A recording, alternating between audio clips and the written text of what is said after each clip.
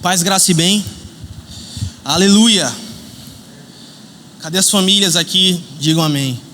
As famílias aqui representadas. Nós queremos então encerrar, dar a continuação e encerramento da nossa série Princípios para uma Vida Mais que Abundante, falando especificamente das famílias. O mês de maio foi um mês em que buscamos orientar biblicamente a respeito da dinâmica da casa, da dinâmica do lar. Para a glória de Deus, colhemos bons frutos, tanto nos cultos de celebração, como nos grupos de comunhão e na convivência do batismo do último sábado. E hoje nós culminamos com a paz de Deus aplicada às casas. A paz de Deus trazida para as casas. E eu quero compartilhar pelos próximos minutos como Jesus ministra paz em nossas casas. Como Jesus ministra paz em nossas casas. Ora, falamos a respeito de várias coisas durante o mês de maio. Falamos sobre contentamento na família.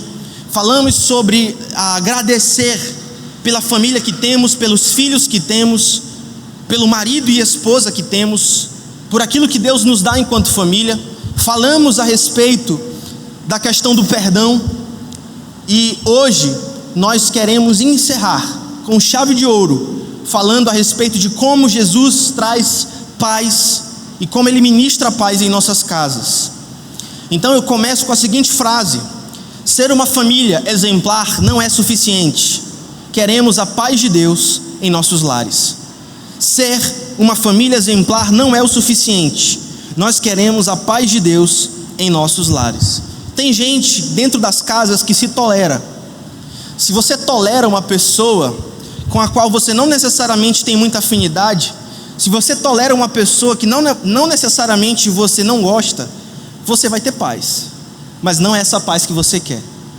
Você está tendo paz a qualquer custo, quando na verdade cristãos são chamados a serem pacificadores. Famílias muitas vezes se toleram e por isso não existe conflito dentro da casa, mas não é o ideal que seja assim. Se eu te tolero, não quer dizer que eu gosto de você. Se eu te tolero, não quer dizer que existe paz de verdade. E muitas pessoas dentro das casas, infelizmente, se toleram. Maridos toleram as esposas, esposas toleram os maridos. Os casamentos não são mais formados de uma aliança real e que se traduz na vida do casal cotidiana, no dia a dia. Não há mais aquele amor que se pode verificar, mas é simplesmente um aturando o outro. E eu não estou falando desse tipo de paz. A paz que Jesus quer trazer é uma paz restauradora de comunhão, e não uma paz aturadora de outras pessoas. E é exatamente sobre isso que nós queremos falar hoje. Ser uma família exemplar não é suficiente. Nós queremos a paz de Deus em nossas casas, em nossos lares. Então, abra sua Bíblia em Mateus capítulo 5.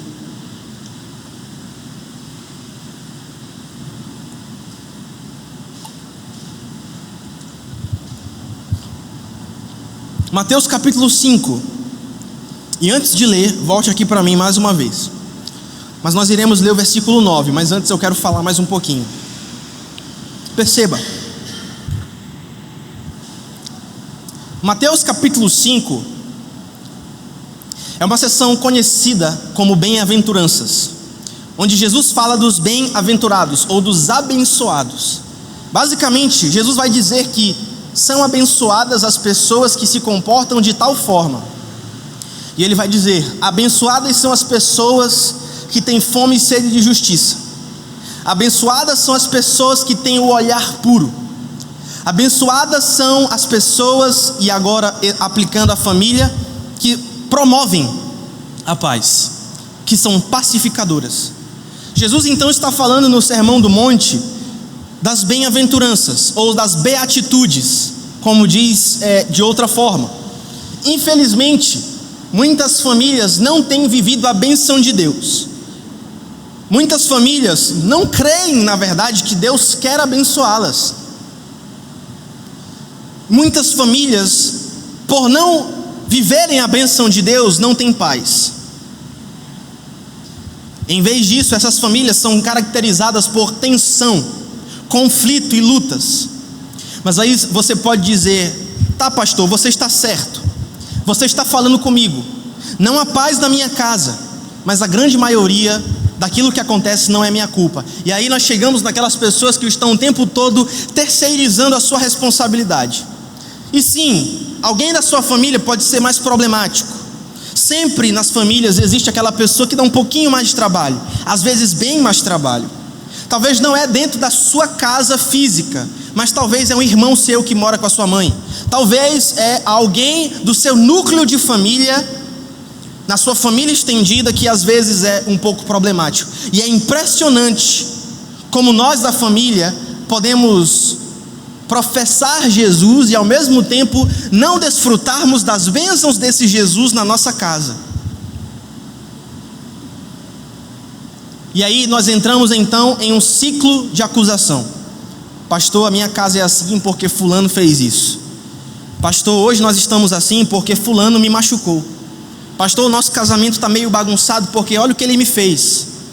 E ninguém está disposto a assumir a responsabilidade, sendo que, se você não assume a responsabilidade, você, como alguém que tem mais sabedoria espiritual na sua casa, pelo menos assim deveria ser, se alguém não assume a responsabilidade, a paz não vem. E aí você entra naquilo que eu falei no início, você tolera, em vez de ter de fato genuína paz. Eu não quero que você tolere. Eu não quero que você viva uma vida, Deus não quer da mesma forma, que você viva uma vida em que você só tolera aquela pessoa. Deus quer ministrar efetiva e verdadeira paz.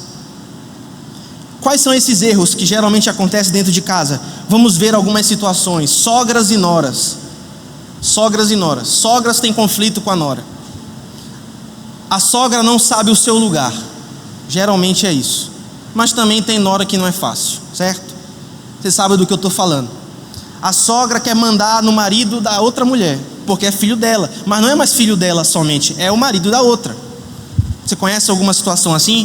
Além disso, pais e filhos. Pais e filhos, cansaço na criação.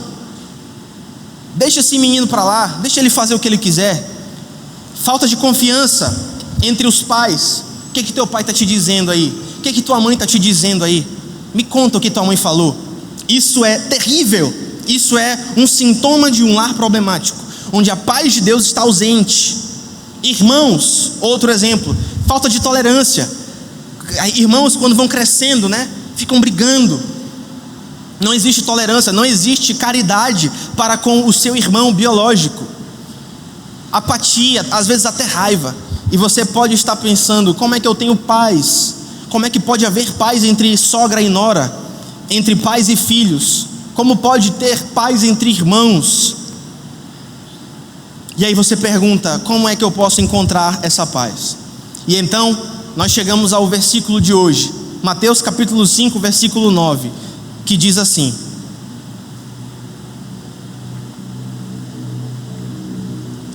são felizes aqueles que promovem a paz, que buscam promover a paz, pois serão chamados filhos de Deus. Felizes, bem-aventurados os pacificadores.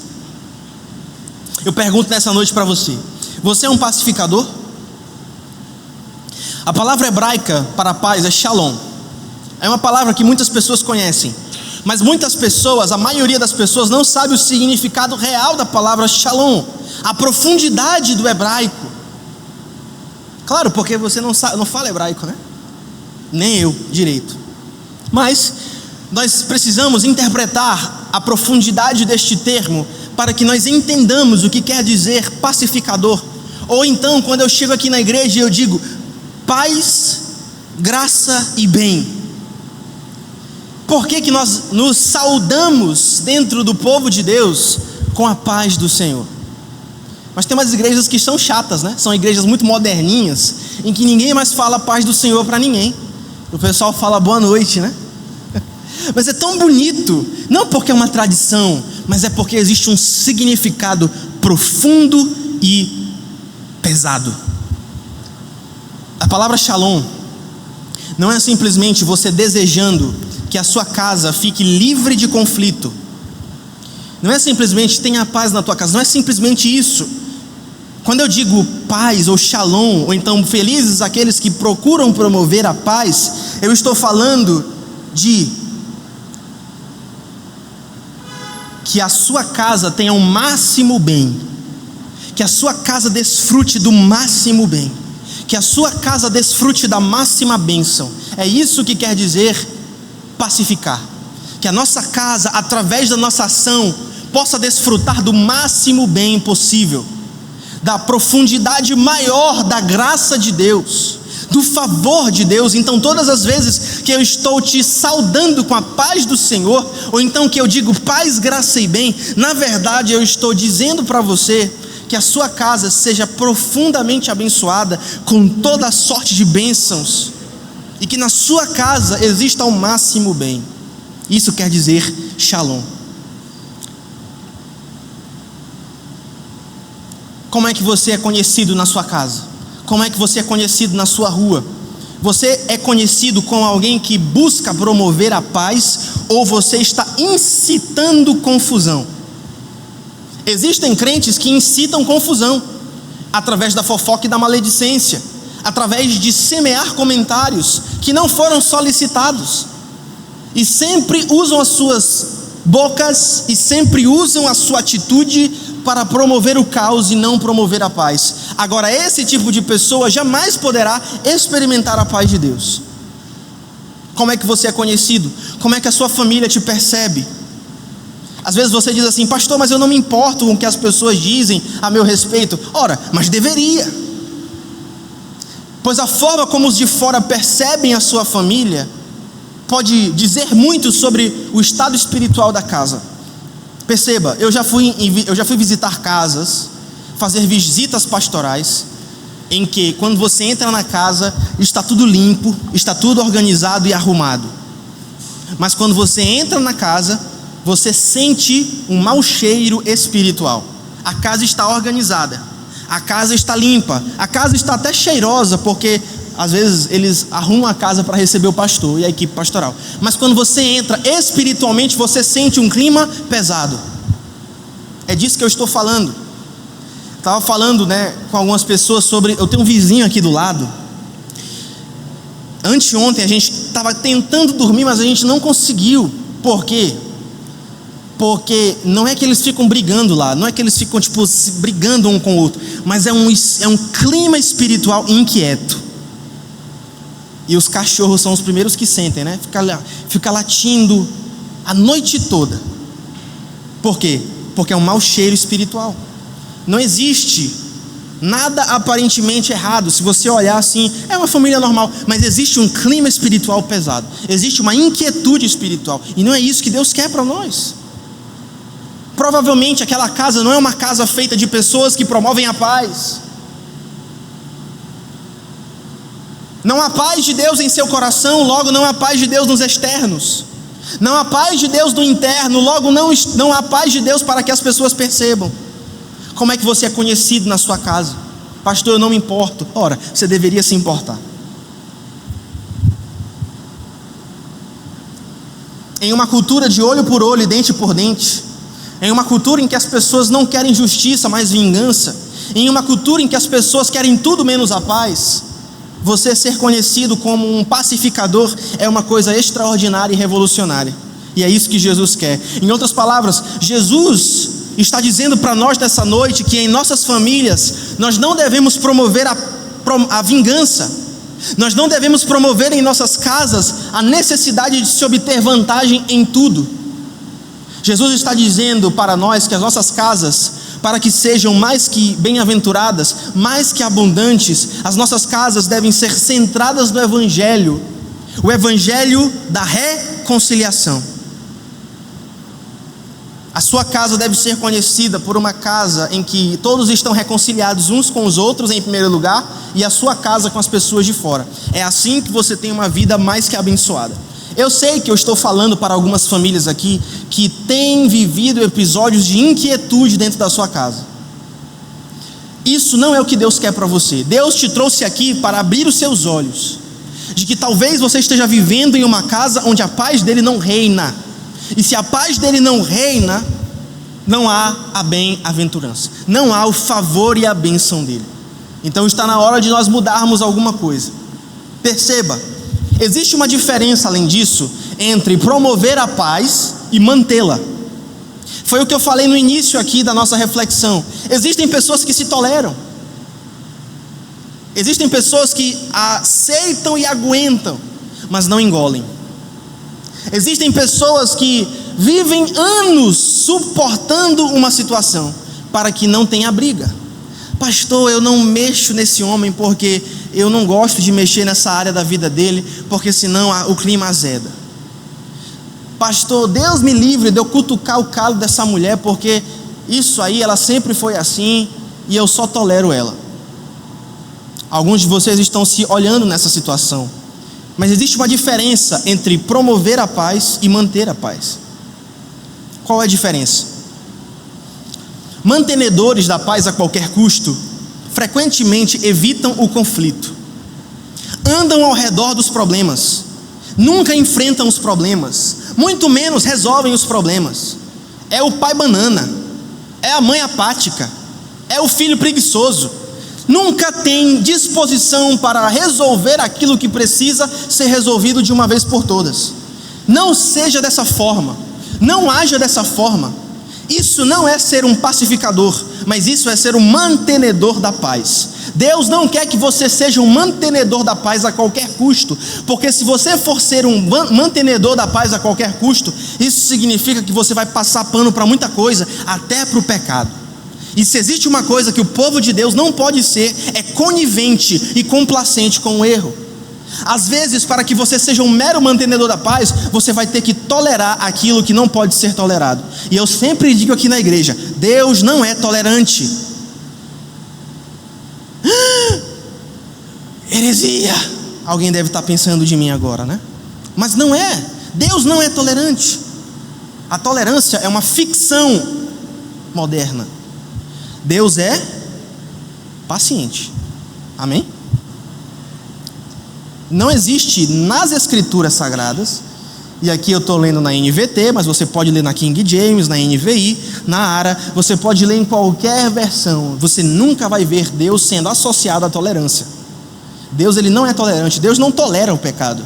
A Bíblia diz que em Abacuque, que os olhos de Deus são tão puros, que ele não pode nem contemplar a iniquidade. Deus é tolerante, e ele espera que você se arrependa.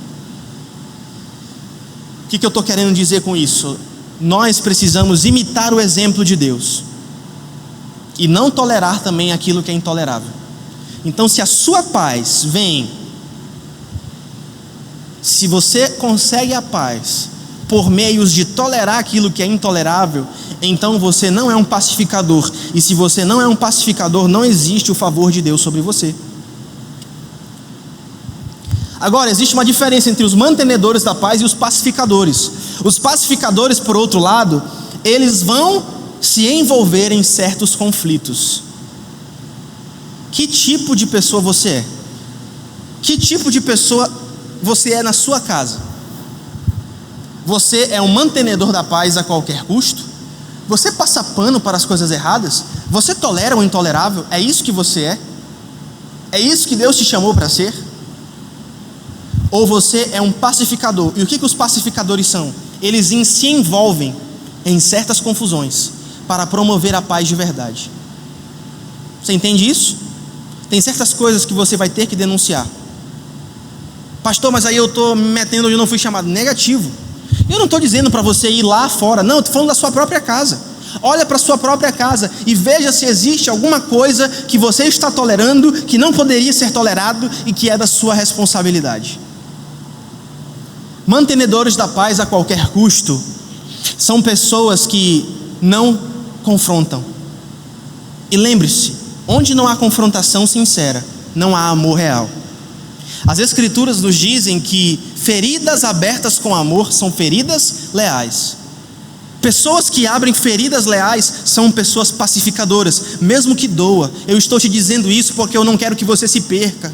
Eu sou uma voz de Deus na tua vida, você é uma voz de Deus na vida de alguém.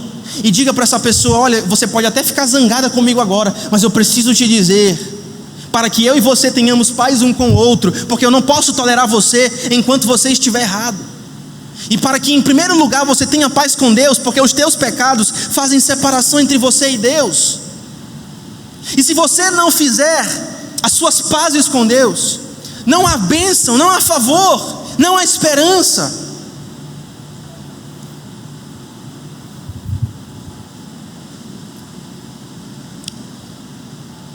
Os promovedores da paz, eles irão se envolver em certos conflitos para promover a paz, porque não somos apenas famílias cristãs, somos lares centrados no Evangelho de Jesus, e o Evangelho é uma boa nova, mas para ter uma boa nova, precisa primeiro ter uma má notícia. Para que haja uma boa notícia, primeiro precisa vir uma má notícia, e a má notícia é o quê? Que eu e você somos pecadores, que um dia os nossos pecados serão julgados, e esse dia se aproxima.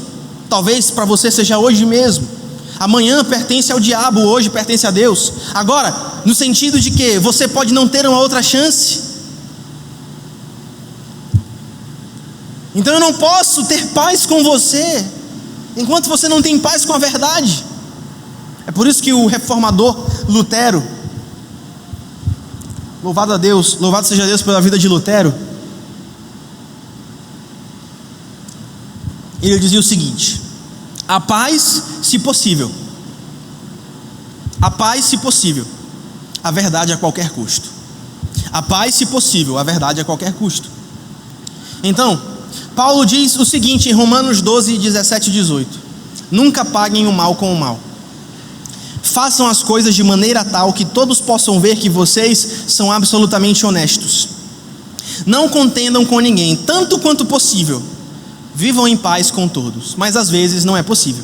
Então ele está dizendo, já antecipando uma situação de que, tanto quanto possível, tende paz com todos os homens, mas às vezes você não vai conseguir ter paz com certas situações. E você, para que tenha paz, precisa entrar em certos conflitos. Quantos entendem, digam amém.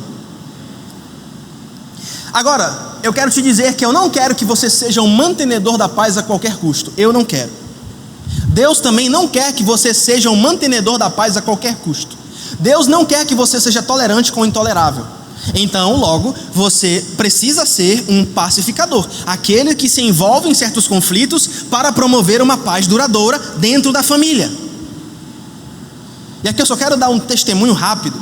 Os meus pais nunca permitiram que eu pecasse em paz. Eu dentro de casa. Nunca. Às vezes as escolhas são nossas, às vezes escolhemos pecar, às vezes escolhemos nos desviar, às vezes escolhemos o caminho da mornidão ou da frieza espiritual, mas não quer dizer que as pessoas que nos amam precisam compactuar com isso. Meu pai nunca deixou eu pecar em paz, ele sempre estava ali entrando em conflito comigo para me chamar ao arrependimento. Minha mãe da mesma forma. Eu faço isso com vocês. O meu trabalho é não deixar vocês pecarem em paz. Esse é o meu trabalho. Toda vez que vocês quiserem pecar e estiverem confortáveis com o seu pecado, vocês vêm para um culto como esse e vocês ouvem verdades duras. E eu não posso deixar vocês pecarem em paz. É isso. Porque eu não posso compactuar com aquilo que Deus não compactua. Você não pode compactuar com aquilo que Deus não compactua. E nós somos uma família, querendo ou não. Nós somos uma igreja, nós somos o corpo de Cristo, nós somos a família de Deus. Isso aqui é uma casa, a casa de oração, a casa de Deus. Logo, nós temos conflitos inerentes da família, próprios da família. É por isso que às vezes a gente briga, é por isso que às vezes você se desentende com o irmão. Às vezes você se desentende sem razão, porque o irmão só quer o seu bem e ele falou uma coisa que você não gostou, mas porque você está errado. Então essa dinâmica, ela se replica tanto na sua casa mesmo, na sua família, lá no seu lar, onde você mora, e essa dinâmica se repete também na família da fé. Então Deus não quer que você seja tolerante com aquilo que é intolerável. Então o que Deus quer? Deus quer que você seja um mantenedor da paz a qualquer custo, ou Deus quer que você seja um pacificador? Você pode me dizer? Quem aqui quer ser um pacificador? Quem aqui quer ser um mantenedor da paz a qualquer custo? Então vamos lá. Você precisa ser um pacificador. Aqui estão 3 características dos pacificadores. Em primeiro lugar, a primeira característica dos pacificadores é que eles dizem a verdade de forma amorosa. Eu estou dizendo para você brigar com alguém? Sim ou não? Eu estou dizendo para você escatitar alguém? Eu estou dizendo para você esculhambar alguém? Não estou dizendo isso. Eu estou dizendo para você dizer a verdade. Não estou dizendo para você destratar ninguém. Um pacificador não destrata ninguém. Um pacificador, ele não esculhamba ninguém. Um pacificador bíblico, aquele que promove a paz, ele não entra em conflitos gratuitamente. O que ele faz então? Ele fala a verdade com amor. Agora deixa eu dizer uma coisa para vocês. Quem lembra aqui da história de Noé? Noé? Irmãos, Noé nunca arranjou confusão com ninguém, mas as pessoas do tempo dele o odiavam. Por quê? Porque ele brigava? Porque ele esculhambava? Não, porque ele dizia a verdade. Às vezes você não vai precisar esculhambar ninguém para as pessoas te odiarem. A única coisa que você vai fazer é falar a verdade. Às vezes você vai falar a verdade em amor e ainda vai sobrar para você. E aí você vai dizer assim: infeliz, eu estou querendo te ajudar. Sim ou não? Alguém traz água para mim, por favor? Hoje eu voltei aos palcos, né? Estava aqui ministrando e eu estou com muita sede. Mas é isso aí.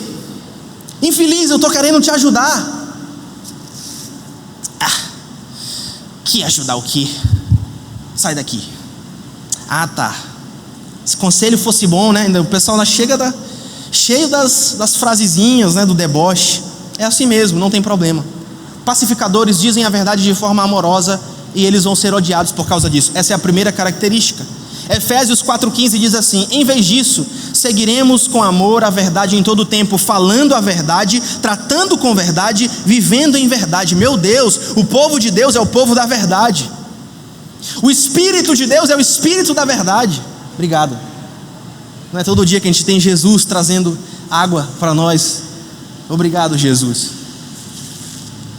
O Espírito de Deus é o Espírito da verdade. Você precisa tratar com a verdade, falar com a verdade em amor. E ele continua o versículo: assim nos tornaremos cada vez mais, de todas as maneiras, semelhantes a Cristo, que é o cabeça do corpo, a sua igreja. Cristo maltrata a sua igreja? Cristo maltrata a sua noiva? Cristo é ríspido com a sua noiva? Cristo, ele é áspero com a sua noiva? Não. Logo, nós também precisamos tratar com a verdade, falar com a verdade, viver a verdade, mas em amor, como Cristo fez. Essa é a primeira característica dos pacificadores. Princípios práticos para você fazer isso. Se alguém está zangado com você,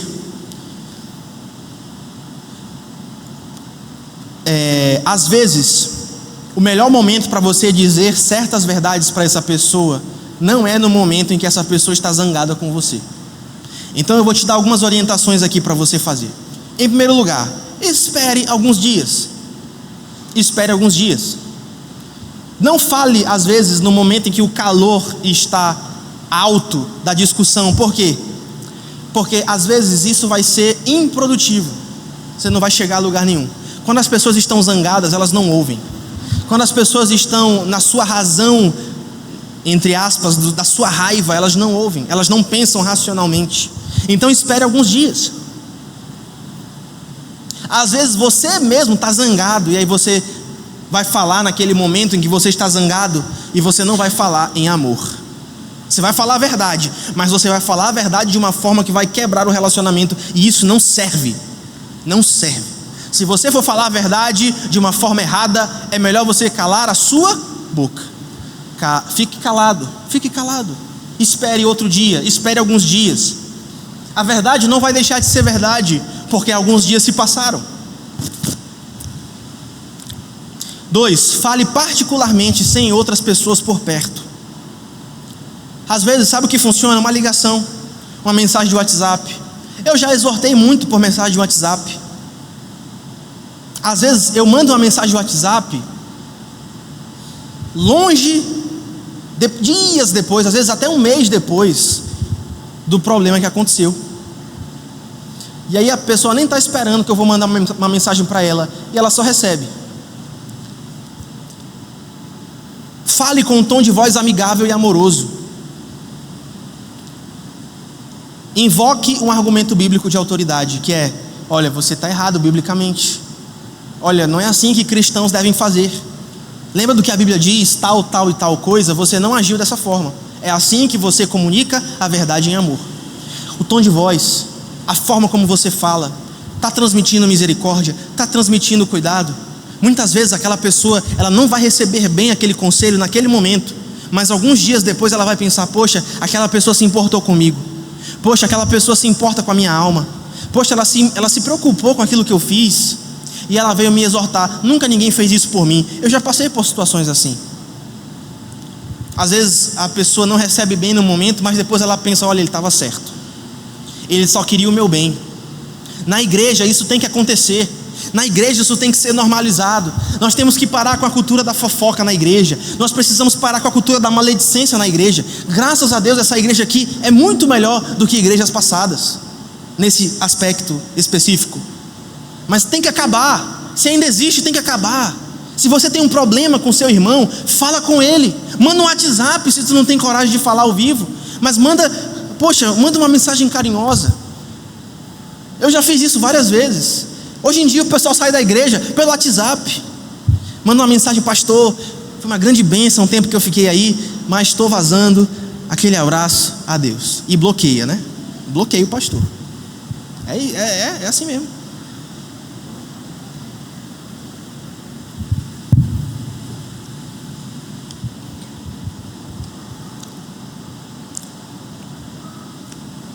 Em vez de você dizer: tu é isso, tu é aquilo, em vez de você atacar diretamente a pessoa, atacar a identidade da pessoa, você fala assim: olha, você é uma filha de Deus, e filhas de Deus não fazem assim.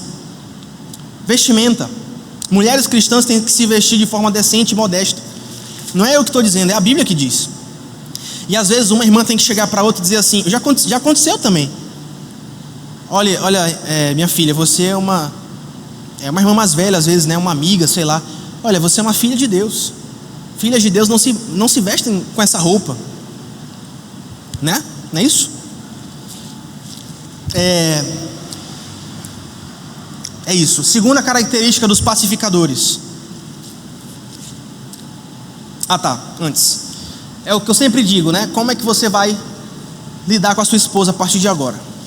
Isso é uma dica do pastor Rick. Ouçam um pastor de vocês. Vocês lembram que Jó disse para a mulher dele: mulher, tu falas como uma louca. Lembra disso? Ele chamou a mulher dele de louca? Sim ou não? Ele disse que ela fala como uma, né? Então fica aí uma sabedoria de Deus para a tua vida. Não ataque a sua mulher, não ataque o seu esposo com coisas que você não sabe, porque você não conhece o coração dele, você não conhece o coração dela. Então você diz assim: olha, eu entendo que você está sendo assim. Nunca diga: olha, Léo, tu é feio. Ou então: olha, Daniel, tu é grosso. Diga assim: olha, Léo, eu entendo que isso que você fez foi uma coisa feia. Olha, Daniel, eu entendo que a forma como você tratou esse irmão foi uma forma grosseira. Eu não sei se você é grosseiro. Eu acho que você não é, porque dentro de você habita o Espírito Santo, mas você agiu de forma grosseira. Então eu entendo que você deve mudar dessa forma. É assim que a gente trabalha dentro da casa de Deus. Ou então quando a sua mulher está gritando, ou então ela está descontrolada, ou então ela está com muita raiva de alguma coisa, você diz assim: olha, eu entendo que você está falando como uma mulher, né? E você não é assim, amor. O que está acontecendo? Pronto, né? Você se safou. Segue o pastor Rick. Aqui é só 100% dos homens que fazem isso sobrevivem, certo? Segunda característica dos pacificadores: pacificadores sempre pedem perdão. Mantenedores da paz a qualquer custo, aquilo que você não quer ser, eles não pedem perdão. Por quê? Porque eles simplesmente mantêm aquilo que já está ali. Eles não se importam. Eles se importam um pouco demais para pedir perdão. Eles não pedem perdão. Para que vai pedir perdão? As coisas já são do jeito que são. Deixa essas coisas para lá. Vamos só manter as coisas do jeito que estão. Isso são os mantenedores da paz a qualquer custo. Mas os pacificadores, quando o Espírito Santo os convence, eles pedem perdão. Tiago 5,16: portanto, confessem os seus pecados uns aos outros e orem uns pelos outros, a fim de que vocês possam ser curados. A oração fervorosa de um homem justo tem grande poder e resultados maravilhosos. Pergunta sincera: quantos de vocês teriam relacionamentos melhores se pedissem perdão mais vezes? Quantos de vocês, homens, teriam relacionamentos mais saudáveis e plenos se deixassem de ser estúpidos no trato com as suas esposas e filhos? Quantas de vocês, mulheres, teriam relacionamentos mais plenos se deixassem de serem submissas e respondonas ou murmuradoras? Filhos, quantos de vocês teriam relacionamentos mais plenos e abençoados com a família de vocês se pedissem perdão por serem desobedientes? Orientações práticas: peça perdão sem desculpas. Pecado não se explica, pecado se paga. Não dê desculpas para o seu pecado. Olha, eu te machuquei, mas por que tu me machucou? Não existe isso. Pecado não se explica. Faltas não se explicam. Faltas se pagam. Esse é o evangelho puro e simples. O pecado não se explica, o pecado se paga. Se você cometeu uma falta contra um seu, você se arrepende e diz: eu errei contra você, eu peço que você me perdoe, e eu peço que a graça de Deus me ajude a nunca mais fazer isso. Acabou. Pecado não se explica, pecado se paga. O mundo quer justificar o seu pecado. A única justificação que você precisa para o seu pecado é a justificação de Cristo. Porque no fim das contas, ou você vai lidar com o seu pecado na cruz ou no inferno. Mas de alguma forma você tem que pagar pelo que você faz. Pecado não se explica, então peça perdão sem desculpas. Segundo, quanto mais grave é o seu pecado, mais graves serão as consequências se você demorar a confessar e se arrepender. Então, se você fez um pecado grave, confesse, não esconda, até porque você vai ser descoberto. Ainda mais na época da internet, ninguém se esconde, o print é eterno. Eu sempre digo aqui para os presbíteros, né? Presbítero, líder aqui da igreja, cuidado com quem vocês conversam, cuidado com o direct de Instagram, cuidado com o WhatsApp, cuidado onde vocês vão, cuidado. Todo cuidado é pouco. Ninguém se esconde, ninguém se esconde, ninguém se esconde. Vocês entendem isso? Então, confesse. Se você fez alguma coisa errada, confesse para ser restaurado e curado. 3. Existe uma diferença entre arrependimento e remorso. Remorso é um sentimento ruim baseado nos resultados do pecado. Uma pessoa que tem remorso, ela tem remorso, mas não tem arrependimento. Por quê? Porque ela foi descoberta, porque a reputação dela foi colocada em xeque, porque ela perdeu patrocínios, perdeu dinheiro, perdeu alguma coisa. Ou seja, não é arrependimento de verdade. A pessoa não está preocupada, quando ela tem remorso, com o pecado dela, com a ofensa contra Deus. Ela está preocupada com ela própria. Ou seja, o remorso é fundamentalmente diferente do arrependimento, porque o remorso está enraizado no egoísmo e da idolatria pessoal. Enquanto que o arrependimento tem a ver com a decisão de mudar de vida, independentemente do que se perde. Uma pessoa que se arrepende, ela diz assim: olha, eu fiz isso aqui. Eu conheço uma história de uma pessoa que se converteu dentro da igreja e ela tinha feito um crime, cometido um crime. Ela cometeu um crime e ela poderia esconder esse crime, ela poderia se safar desse crime, mas ela procurou o pastor dela, porque Deus fez uma obra no coração dela e disse assim: olha, eu cometi um crime, o crime foi esse. E aí o pastor orientou ele e disse assim: olha, o arrependimento pressupõe compensação dos danos. E se você cometer um crime de acordo com a lei dos homens, você precisa confessar isso para o delegado, magistrado e tal, juiz. E aí o pastor falou: você precisa se entregar. E aí o pastor respondeu: olha, isso talvez vai te custar alguns anos preso. E ele disse assim: não importa, pastor, eu vou me entregar e eu vou pagar o que eu tenho que pagar, porque eu não posso mais viver com isso. Deus fez uma obra na minha vida, eu preciso lidar com isso. O arrependimento muitas vezes independe daquilo que você vai ganhar ou perder. Na verdade, todas as vezes, o arrependimento sempre ele envolve uma mudança de vida, independentemente daquilo que se ganha ou se perde. E por último, os pacificadores perdoam e seguem em frente. Pacificadores, aqueles que promovem a paz, eles não ficam remoendo, eles não ficam acusando, eles não ficam revisitando aquele tópico, aquela situação. Eles superam aquilo e seguem em frente. E é isso que você precisa para sua casa.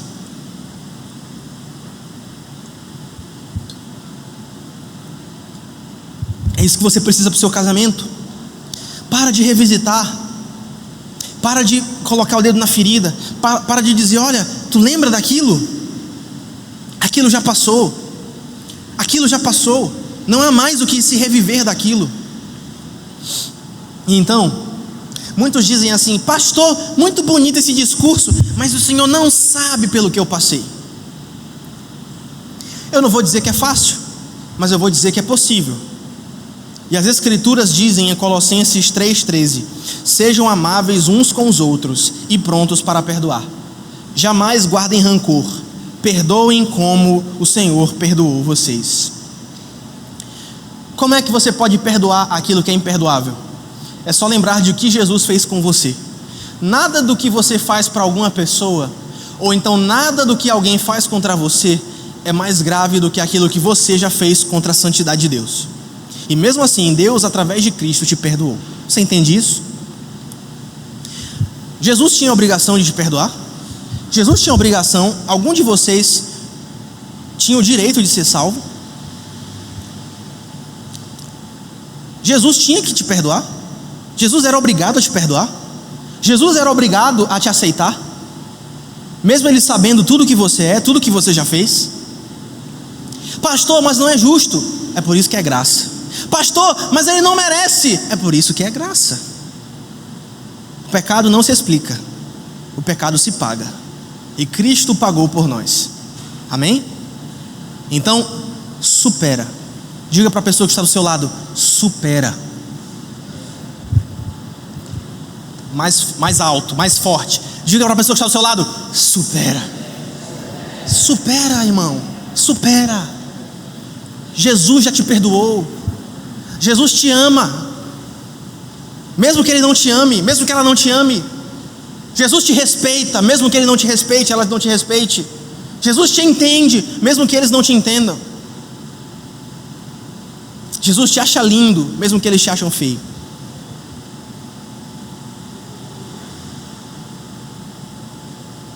Por isso que é aquele hino, né? Em Jesus, amigo, temos mais chegado que o irmão. Ele manda que levemos tudo a Deus em oração. Eu gosto dessa música porque Jesus é um amigo mais chegado que um irmão. E ele nos perdoou.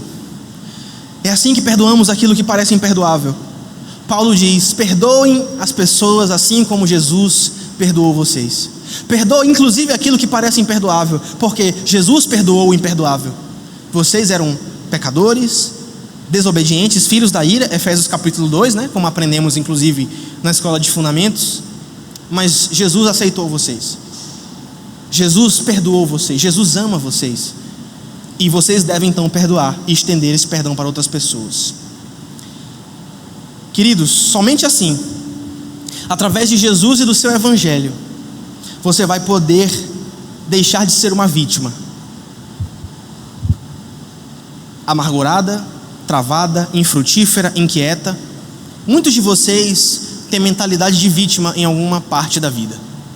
Pastor, Eu não consigo florescer por causa daquilo que aconteceu. Pastor, eu ainda estou preso no passado. Querido, deixa Jesus e o Evangelho tratar essa ferida. Querido, querida, meus irmãos, meus amigos,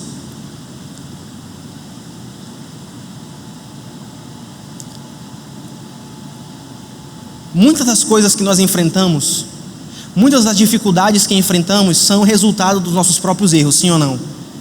Às vezes você mesmo errou e está colhendo aquilo que você plantou, mas Jesus nunca pecou. E mesmo assim, mesmo Ele sendo justo, infinitamente santo, digno, bom, mesmo assim Ele morreu pelos nossos pecados, para que nós nunca mais morramos como vítimas da nossa culpa. Então, através de Jesus, através do Evangelho de Cristo, eu e você podemos deixar de sermos vítimas, amarguradas, travadas, infrutíferas, inquietas. E através de Jesus e do que Jesus fez, eu e você podemos ter paz na família, uma vida mais que abundante na casa, perdoando aquilo que às vezes até é imperdoável, mas não é imperdoável porque Jesus nos perdoou quando nós éramos pecadores. E agora, quando Jesus nos perdoou, o que nós recebemos? Romanos capítulo 5, versículo 1. Justificados, pois, mediante a fé, nós temos paz com Deus, acesso à sua presença.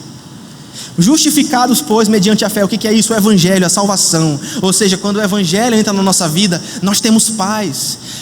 Mas o Evangelho tem efeitos, o Evangelho tem colaterais. E qual é um dos efeitos do Evangelho? Perdão, restauração, misericórdia. Então, o que eu estou querendo dizer com tudo isso? Somente quando o Evangelho produzir esses efeitos de misericórdia, amor e perdão, é que eu e você podemos ter paz. Vocês entendem isso? Vou repetir, Romanos capítulo 5, versículo 1. Justificados, pois, mediante a fé, nós temos paz com Deus. Justificados, pois, mediante a fé. Ou seja, esse é o Evangelho em ação. Nós cremos em Cristo e assim Ele nos salva. E quando fazemos isso, temos paz com Deus. Mas para que nós tenhamos paz com a nossa família, para que tenhamos paz uns com os outros, esse Evangelho precisa transbordar de nós para as outras pessoas, de tal forma que assim como temos paz através do Evangelho com Deus, possamos ter paz com os outros através do Evangelho. Vocês entendem isso? Eu quero que vocês entendam isso, porque se vocês entenderem isso, a vida de vocês já vai mudar 100%. Eu perdoo a minha mulher. Eu te amo, amor. Ah, pastor, mas ela te ofendeu. Eu perdoo ela. Eu ofendi Jesus e Ele me perdoou. Qual é a desculpa, Laura? Qual é a desculpa, Léo? Qual é a desculpa, vocês aí? Eu te perdoo. Ah, mas você me falou palavras difíceis e duras. Eu te perdoo. Eu já blasfemei contra o nome de Deus e Ele me perdoou. Está tudo certo. Amém? Para refletir e praticar. Crentes, cadê os crentes nessa noite? Digam amém. Hoje vocês foram lembrados dos seus deveres. Maridos, mulheres, filhos e filhas, irmãos e irmãs. Promovam a paz como Jesus ensinou, começando dentro de casa. Maridos, cadê os maridos aqui? Amém. Amém. Busquem reconciliação antes de dormir. Não deixem que o orgulho atrase o perdão. Mulheres, escolham as palavras de cura e não de confronto. Pais, conversem com seus filhos com paciência. Reconheçam seus erros quando necessário. Os erros dos pais, no caso, né? Promovam um ambiente de confiança e amor. Filhos, respeitem seus pais. Em vez de responder com grosseria, honrem aqueles que fazem tudo por vocês. Lembrem-se dos que está escrito: felizes aqueles que são pacificadores, pois serão chamados filhos de Deus. 2. Falem a verdade com amor e peçam perdão quando estiverem errados. Todos nós. Talvez 80% dos problemas da sua vida sejam resolvidos com uma simples atitude: me perdoa, eu errei. Me perdoa, eu estava errado. Será que você está disposto a ser um pacificador no dia de hoje em diante? E por último, liberem perdão e deixem o Evangelho moldar as suas reações. O Evangelho é sobre perdão. O Evangelho é sobre o que Deus fez por nós em Cristo, e Ele nos ofereceu o seu perdão. Então, liberem o perdão. Pastor, mas é difícil, ele me machucou muito. Pastor, você não sabe pelo que eu passei. Libere o perdão. Decida perdoar e deixe que o Evangelho molde o seu coração e as suas ações. Você pode dizer: você não sabe o que me fizeram, pastor. Jesus sabe. e Ele perdoou você. Perdoem como o Senhor perdoou vocês. Colossenses 3,13. Famílias centradas no Evangelho não são perfeitas, mas são confiantes naquele que é perfeito. Jesus é perfeito. Ele tem toda a perfeição que você precisa. Você só precisa obedecê-lo e se sujeitar a Ele de corpo e alma. Sua casa precisa mais de Cristo na prática do que palavras bonitas. Jesus precisa estar na sala de jantar tomando decisões e não na parede com uma pintura esquecida. Traga Jesus para a mesa, traga Jesus para os conflitos, traga Jesus para a administração do dinheiro, traga Jesus para a administração dos negócios, traga Jesus para a criação dos filhos, traga Jesus para a vida íntima do casal, traga Jesus para a tomada de decisões, traga Jesus para todas as áreas da vida. Ele é a paz que a tua casa precisa. Amém? Levante a mão que eu quero te abençoar agora. Com os corações crentes, vocês recebam agora a bênção de Deus, aquele que é poderoso para guardá-los de tropeçar e de apresentá-los sem culpa diante da presença da sua glória, com transbordante alegria.